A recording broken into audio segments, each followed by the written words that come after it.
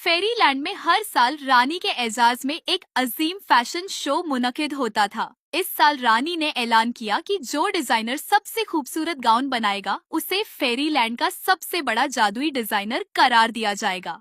Ariana, जो Fairyland की मशहूर लेकिन खामोश तबीयत डिजाइनर थी, हमेशा अपनी मेहनत और खूबसूरत डिजाइन के लिए जानी जाती थी। इस बार बड़े बड़े डिजाइनर्स के साथ मुकाबला करना आसान नहीं था। सबके पास कीमती धागे और जादुई कपड़े थे, मगर आरियाना के पास सिर्फ महदूद वसाइल और एक छोटी सी वर्कशॉप थी।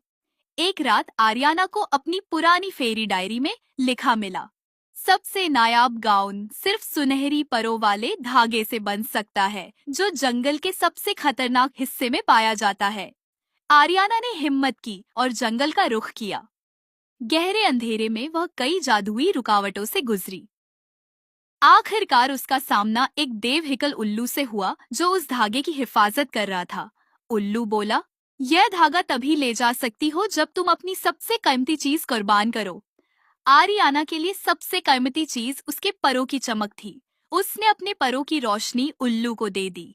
उल्लू ने धागा उसे दे दिया, लेकिन अब आरियाना के परों से रोशनी खत्म हो चुकी थी। वापस आकर आरियाना ने कई दिन रात जागकर सुनहरी परों वाले धागे से गाउन तैयार किया। उसके परों में रोशनी नहीं थी, लेकिन उसके दिल में अज़्म की चमक थी। आखिरकार गाउन तैयार हुआ और जब रानी ने उसे देखा तो हैरान रह गई। गाउन इतना खूबसूरत और मुनफरिद था कि उससे रोशनी निकल रही थी, जैसे आसमान के सितारे जमीन पर उतर आए हो। रानी ने कहा, यह गाउन मोहब्बत, कुर्बानी और फन की असल रूह से बना है। तुम फेरीलैंड की सबसे बड़ी डिजाइनर हो।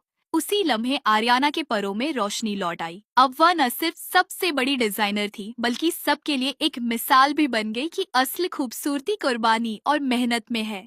असल कामयाबी जाहिरी चमक दमक से नहीं, बल्कि कुर्बानी, हौसले और मेहनत से मिलती है।